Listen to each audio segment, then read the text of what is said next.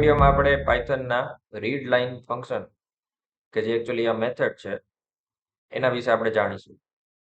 આ ફંક્શનનો ઉપયોગ કરવા માટે આપણે એક મોડ્યુલ ઇમ્પોર્ટ કરીએ છીએ જેનું નામ છે sys.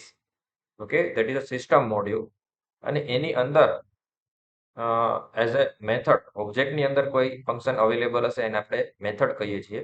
તો એક મેથડ તરીકે આ ફંક્શન આપણને અવેલેબલ છે.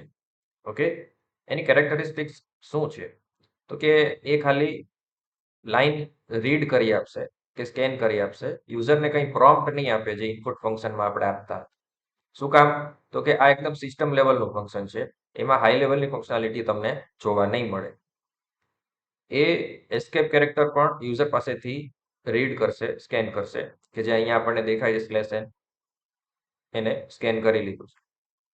અને બીજી એક ખાસિયત એ છે કે તમે એમાં પેરામીટર પણ આપી શકો છો સાઇઝ અથવા લેન્થ માટે, કે અહીંયા આપણે 5 પેરામીટર આપેલું છે તો આપણને 5 કેરેક્ટર સ્કેન કરીને આપે છે, 1 2 3 4 અને 5. તો આ રન કરીને આપણે જોઈએ.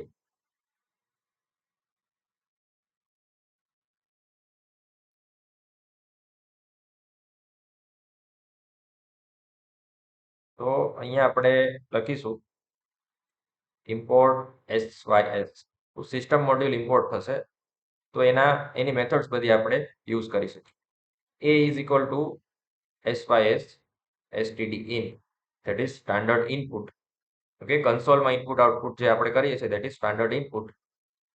રીડ લાઇન આ ફંક્શન આપણે રન કરીએ અને આપણે લખીએ માય નેમ ઇઝ રાજદીપ અને સ્લેશ એન પ્રિન્ટ કરીએ તો સ્કેનિંગ થઈ જશે.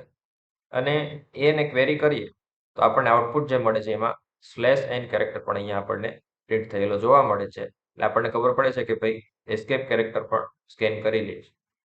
સેકન્ડ આપણે જોવાનું છે કે ભાઈ બી સ્ટ્રિંગમાં આપણે સેમ વસ્તુ રન કરીએ, રીડ લાઇન ને 5. ઓકે, તો ABCDEFGH આવું આપણે પ્રિન્ટ કરીએ અને પછી બી ને ક્વેરી કરીએ તો અહીંયા આપણને 5 લેટર્સ જોવા મળે છે ABCDE. ઓકે, બાકીના FG અને H કેરેક્ટર ઓમિટ થાય છે, કે જેનું કારણ છે અહીંયા આપણે લેન્થ આપણે આપેલી છે કે ભાઈ 5 કેરેક્ટર મારે સ્કેન કરવાના છે. તો આ એક કંટ્રોલ પણ તમને મળે છે.